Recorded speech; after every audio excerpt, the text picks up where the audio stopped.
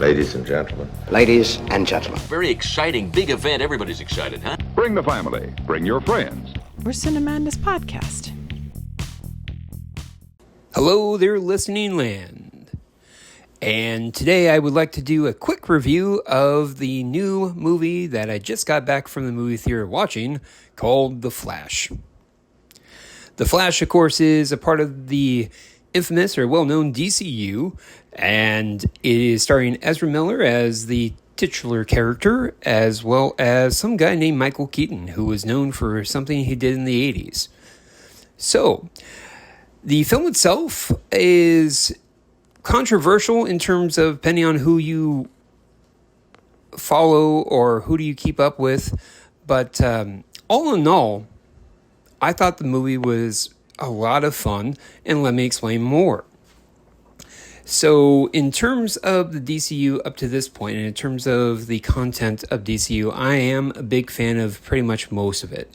So, going into the film, I had very low expectations. I wasn't a big fan of Ezra Miller per se, but as a fan of DCU and a fan of the comic books itself, I almost felt obligated to watch the film because I'm so invested into the characters at this point.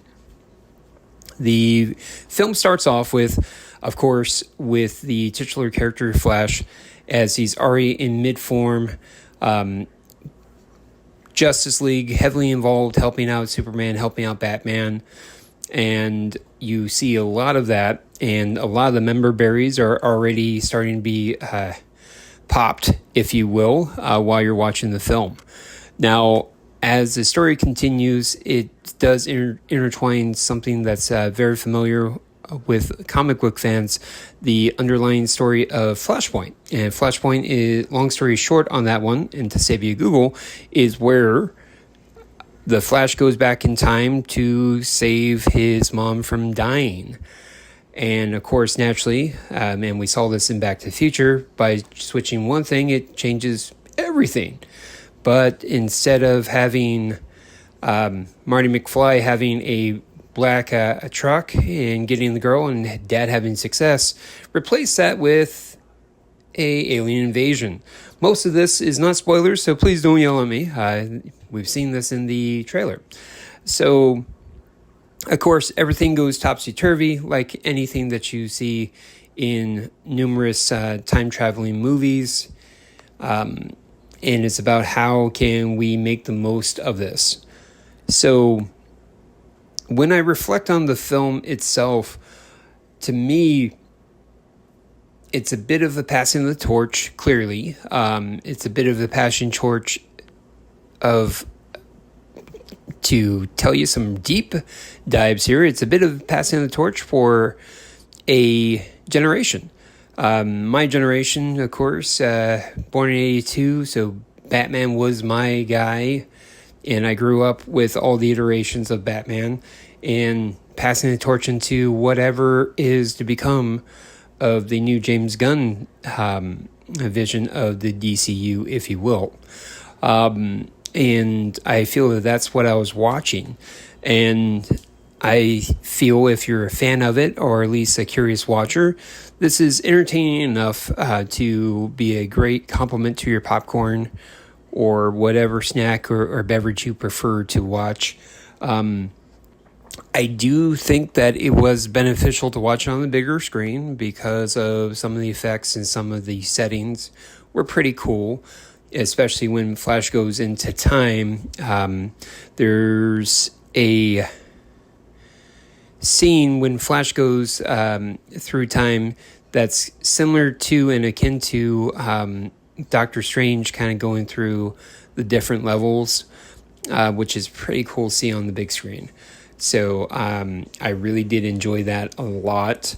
And I do think that it's probably worth your money to go check it out if you're a fan. If not, definitely watch it at some point. Enjoy your popcorn. Enjoy your time. In terms of grade for the film, let's go ahead and talk about that, ladies and gentlemen. So out of a possible 5 Speed Forces, I give the film a solid 4. It started off a little bit weak. In my opinion, it started off weak. I wasn't too impressed by the character of Ezra Miller. It was a bit like having a sugary slushy where you're kind of waiting to get to the bottom and realizing that this is way too much, can't handle it.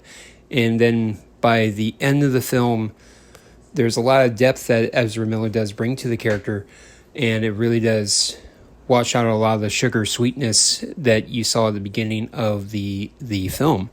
So there were some absolute redeeming qualities and a depth to Ezra Miller that he brought to the Flash and Barry Allen's character that was very touching, to the point where I started welling up a little bit with tears, especially near the third act, near the end.